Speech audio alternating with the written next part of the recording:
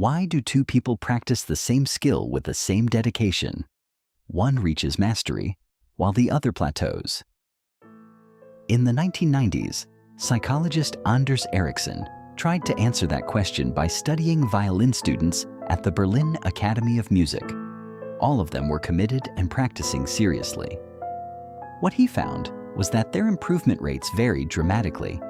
What separated them was whether their practice was guided by clear goals and immediate feedback. Ericsson's research explained the performance gap.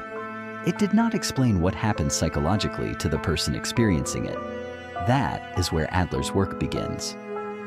When effort goes nowhere and nothing comes back, people start to conclude that trying is not worth it.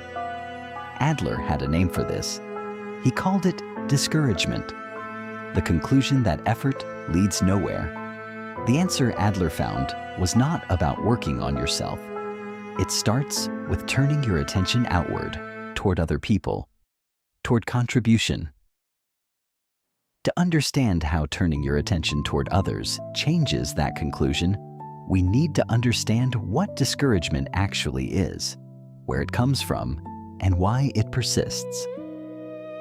Individual psychology is the school of psychology Adler founded. It sees psychological problems as conclusions formed through experience, ones that can be changed.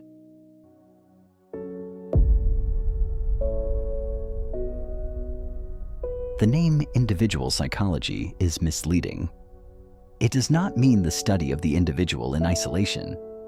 The word individual comes from the Latin individuum, meaning indivisible. Adler's argument was that a person can't be understood apart from their social context. Behavior, motivation, and psychological difficulty are always relational. They emerge from how a person positions themselves in relation to others and to the demands of life. Individual psychology begins with one central observation. Every person carries a felt sense of inferiority, a gap between where they are and where they believe they should be. Adler did not see this as pathological.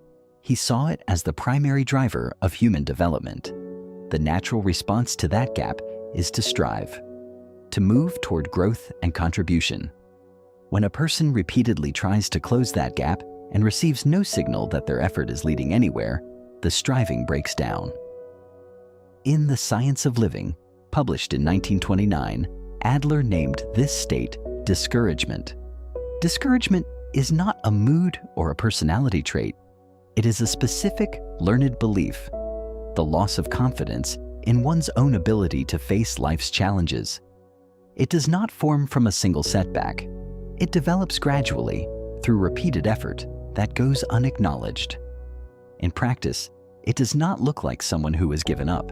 It looks like someone who knows what needs to be done and cannot bring themselves to begin. Laziness is a verdict on who you are. Discouragement is an explanation of what happened. One closes doors, the other opens them.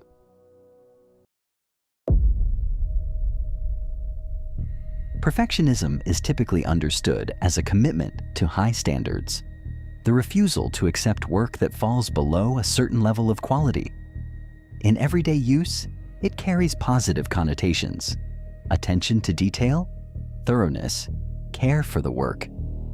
Adler's reading was more precise. In his clinical work, Adler observed that people who described themselves as perfectionists were not primarily motivated by standards. They were motivated by the avoidance of a specific risk, the risk of finding out what they are actually capable of. Perfectionism in this framework is not a commitment to excellence. It is a strategy for avoiding the test of whether excellence is within reach. To understand why, Adler introduced the concept of the fictional final goal. Every person carries an idealized image of who they are meant to be. This image typically forms between the ages of 4 and 5, not as a conscious decision, but as a child's interpretation of their place in the social world. The image is fictional, not because it is imaginary, but because it is a constructed guide rather than a reflection of reality. In understanding human nature, Published in 1927, Adler identified two early conditions that shaped this image most directly. Children who were pampered, overprotected, and never allowed to struggle tend to form an image built around effortless superiority. The expectation that results come without genuine risk. Children who experienced neglect, who tried and received no signal that their effort mattered, tend to form an image built around self-protection. The conclusion formed is that partial commitment protects against complete failure. Perfectionism is the mechanism that keeps this image intact. As long as the work is never finished, the gap between who you are and who you could be remains untested. The business idea that has been in development for 2 years is not a failure of discipline. It is the fictional final goal protecting itself. What presents as high standards is often a protected image, one that survives only because it has never been put to a real test. You would expect the solution to be about you. Fix your confidence, lower your standards, push yourself to act. Work on the gap between who you are and who you want to be. When you feel discouraged, that gap is all you can see.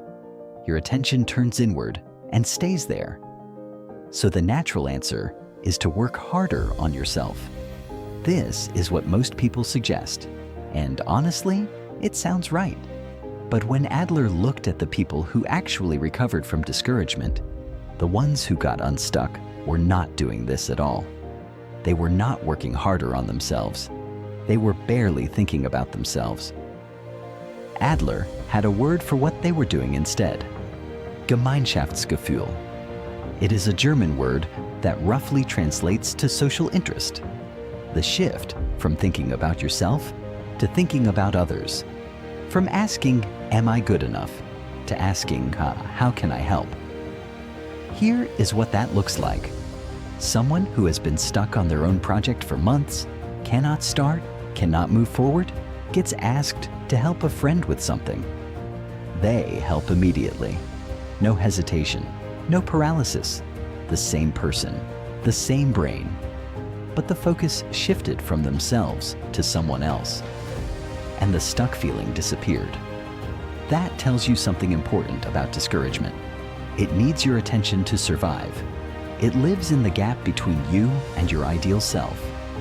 The moment your attention moves to something outside that gap, another person, a small contribution, anything real and external, discouragement loses its hold. Not because the gap is gone, because you stopped looking at it. Something else changes too. You stop asking, "Is this good enough?" and start asking, "Does this help?"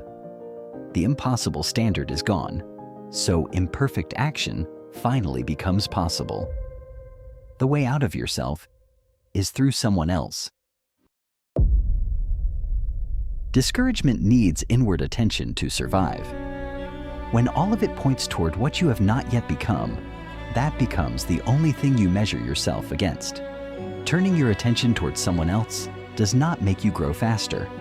It loosens the pressure of measuring your own progress. And that is often enough to start moving. Growing inward still matters. Self-awareness is a genuine part of this. But when it becomes the only direction, and visible progress is slow, discouragement tends to follow. Adler believed that turning outward was the most underused response to discouragement. Perhaps the balance between understanding yourself and engaging with others is, as with most things, where the answer lives.